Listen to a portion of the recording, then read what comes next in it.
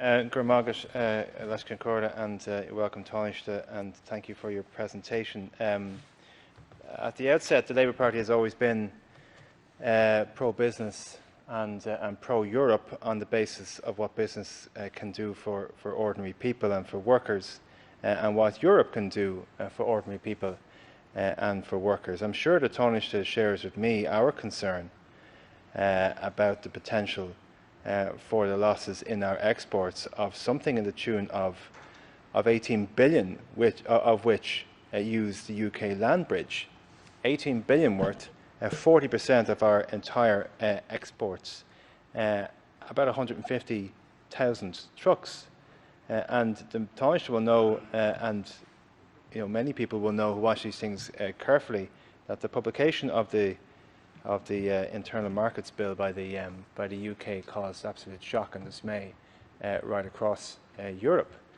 Taoiseach, you've said that you are today or tomorrow communicating directly with 250,000 businesses across the country, and that is a good initiative of yours. But it is my view that I think a huge number of businesses are so caught into the firefighting of COVID that Brexit is way down their priority list. So I do welcome the fact that you are perhaps reminding them of what is potentially coming down the tracks. We do not know what is going on, what political machinations are going on in Downing Street. We do not know what type of mentality the Prime Minister of Britain has. His actions heretofore make me believe and my party believe that we're not dealing with a stable government, we're not dealing with ordinary politics, and we're potentially dealing with somebody who actually is pursuing a no-deal Brexit strategy for his own ends. And that means that our relationship with the UK is at its lowest ebb in quite a period of time. So we do get the sense, and in my constituency, even though it's an urban constituency, we do have hope, we do have people who depend on fisheries. Obviously, the agri-food sector is hugely important to many regions across the country. I believe 20% of jobs in counties such as Cavan and Monaghan and Wicklow and Wexford are dependent on the agri-food sector. And yet it's been the firefighting of COVID that has taken up most people's minds. I would suggest to you at the same time, Taoiseach, that we can't also leave other things to the back of the agenda. I mentioned this with the Taoiseach today. We have to build a society and economy robust enough to withhold the shock of Brexit, but also we need to ensure that we don't put things on the long finger on the basis that it's convenient to do so. You got huge publicity for yourself on Monday evening by telling NEFIT that they hadn't thought things through and not taking their advice when it came to moving from level 2 to level 5 or level 3 to level 5, and yet you got another recommendation from another body called the Low Pay Commission advocating a 10-cent rise in the minimum wage, which wasn't accepted by those who do think these things through in terms of the trade union movement, who walked away from that on the basis that it wouldn't be fair for workers, yet you accepted that. Now, you may say to me that that's an unfair burden on business, but I would say to you that we have operated heretofore in a low-pay, low-wage economy. 23% of our workers, which I'll constantly say to you, are in low pay. That 40% of workers under 30 are in insecure work. That's the economic model that this country was showing itself to the world. It wasn't sustainable. It isn't sustainable.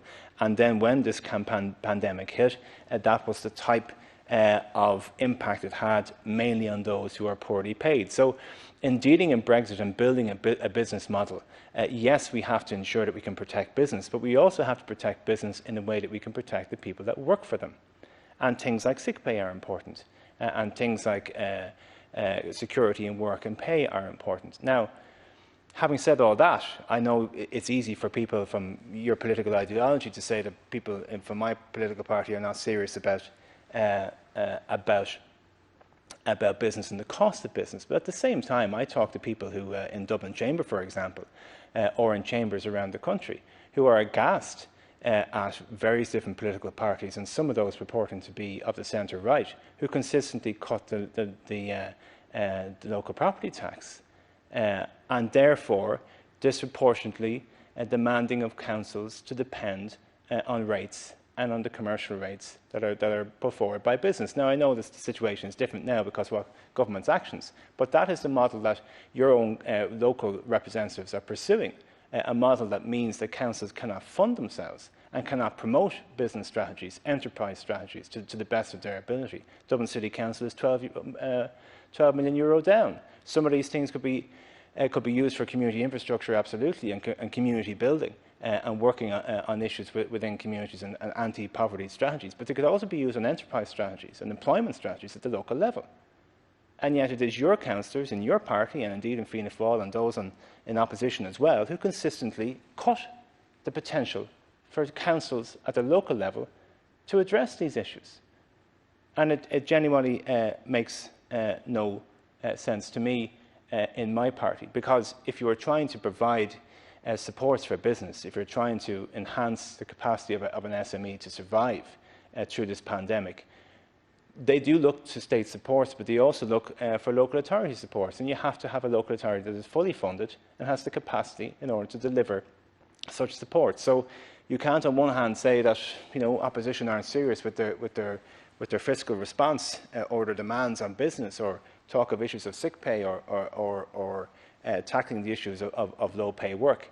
Yet at the same time, not funding your local authorities, who are in many instances at the front and centre of what your local SME and your local enterprise community go to in terms of looking for support. Certainly, I feel, Minister, that if it wasn't for the pandemic, obviously our minds and our energies will be completely focused on the issue of Brexit.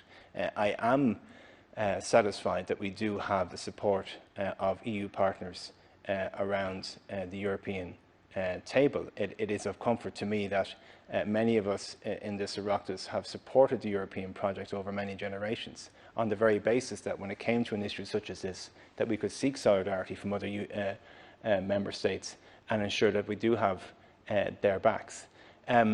So with that in mind, Minister, I would again urge you, and just to summarise some of the points I have made, the enormity of what we are facing here has to filter down to people. 18 billion worth of exports, 40% of our entire export capacity, 150,000 trucks who use the UK land bridge. That is absolutely colossal. And if we are facing a no-deal scenario, that is potentially ruinous. And also we have the issue, as I mentioned, about the agri-food sector and the number of jobs that is dependent on that. I haven't even touched on the security elements or the identity elements, which I know you also will share with me concerns around that.